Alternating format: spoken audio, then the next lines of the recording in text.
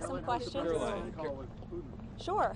He just put out a truth statement. If you haven't seen it yet, I encourage you to look at it. But I was just talking with the President and the Secretary of State and the Vice President, and it was a very good and productive call. It lasted more than 2 hours. There were various issues that were discussed. President Putin congratulated President Trump for solving the conflict in Israel and Gaza and bringing peace back to the Middle East.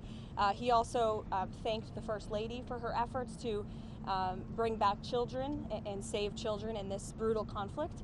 And the President feels like great progress was made on this call. They also agreed to have a high-level senior staff meeting convened as early as next week, which will then be followed by a meeting very likely between President Trump and President Putin as well. They talked about Budapest as being a location for that. So as you all know, President Zelensky is coming to the White House tomorrow, so these discussions will continue. And frankly, I think the President deserves great credit. He literally just got off of a trip to the Middle East where historic peace and accomplishments, seeing the hostages return out of Gaza. These are major foreign policy accomplishments that so many people around the world thought could never be achieved.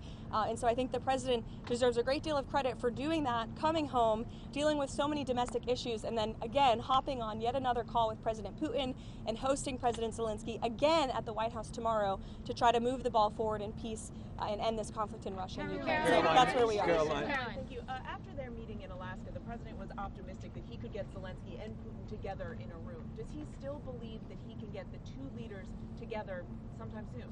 I think he thinks it's possible, and he would, of course, love to see that happen. But right now, there were discussions and plans are now being made for the Russian side and our folks, led by Secretary of State Marco Rubio, to meet, and then for President Putin and President Trump to perhaps meet again. But I don't think the President has closed the door on that at all. Caroline, you said in Hungary possibly when? Well, this call literally just happened, so we will provide you with more details as soon as we can, I promise.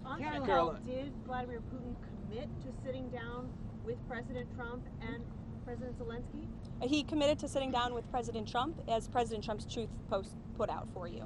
And what do you say what it would take for him to be willing to sit down with Zelensky finally as well?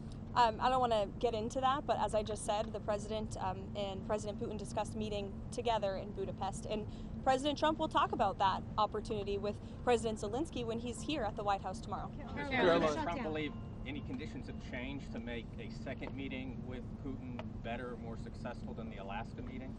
I think the President is always willing to take a chance at diplomacy, and this war, he has always said, is going to have to end at the negotiating table, and so he's, he never gives up, and he's willing to pursue it, and that's what you're hearing from the President today. Caroline, I have a question on the cartel. So yesterday we learned that at least the 5th strike on a boat off of the Venezuelan coast took place.